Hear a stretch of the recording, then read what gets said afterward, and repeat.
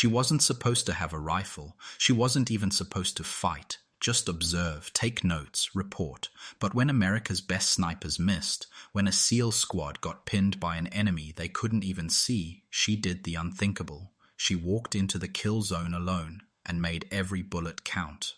The valley was brutal. Heat shimmered, wind twisted, visibility warped. The SEAL snipers set up, confident, weapons locked. Their commander, Chief Maris, had done this 100 times before. They were sure they owned the pass, until the shots started missing.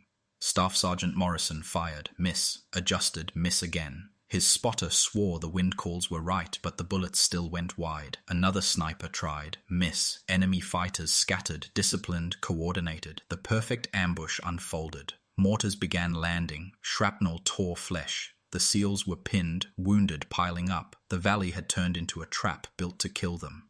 That's when Captain Serena Miles spoke, the desk officer they dismissed as dead weight. Calmly, she explained, "You're firing into a thermal funnel. Your bullets are splitting 2 ways. You'll never hit like this." They ignored her. More misses, more blood. Mortars zeroed in. And then, Serena set down her binoculars, pulled a suppressed rifle from her pack, and quietly chambered a round. "You're not authorized to carry that," Maris snapped. "Neither are they," she answered, nodding at the enemy flashes.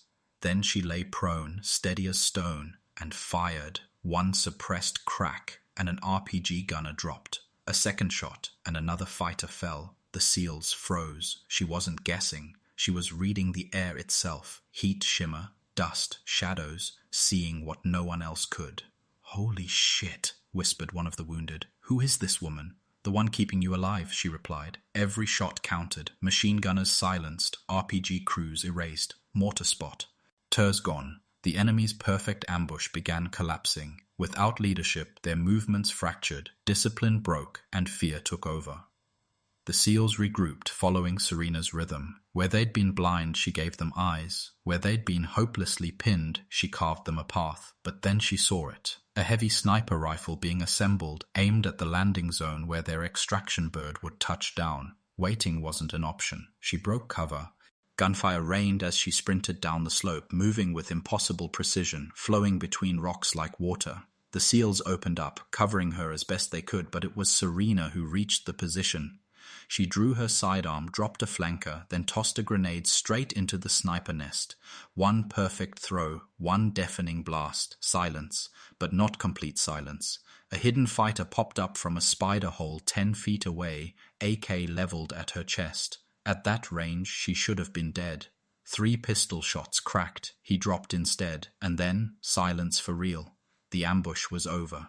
When the medevac chopper arrived, the SEALs were still staring at her in stunned disbelief. Maris finally asked the question hanging in the air. "How did you do what 3 SEAL snipers couldn't?" Serena calmly cleaned her rifle. "I wasn't always a logistics chief." "Then what were you?" She paused. "The person they sent when logistics wasn't enough."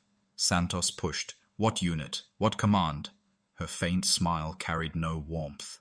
"The kind that doesn't exist on organizational charts." She stood, rucksack slung over her shoulder, and walked toward the helicopter. Before boarding, Morrison handed her a spent casing from her rifle. "Keep it," she said. "Remind yourself, sometimes you need to change the rules to win the game." The chopper lifted off. Below, the valley that had nearly killed them all grew smaller, quiet under the Afghan sun. The SEALs sat in silence, each man replaying what they had witnessed. Finally, Rodriguez whispered, "We're never going to see her again, are we?" Santos shook his head. "People like that don't stick around for debriefs. They just disappear." Chief Maris studied the empty seat where she'd been. His men were alive because the quiet observer turned out to be the most dangerous person on the ridge. Later, Morrison would have that brass casing engraved. With one word, respect, because Serena Miles hadn't just saved their lives. She'd reminded them of a truth soldiers sometimes forget: never underestimate the quiet one.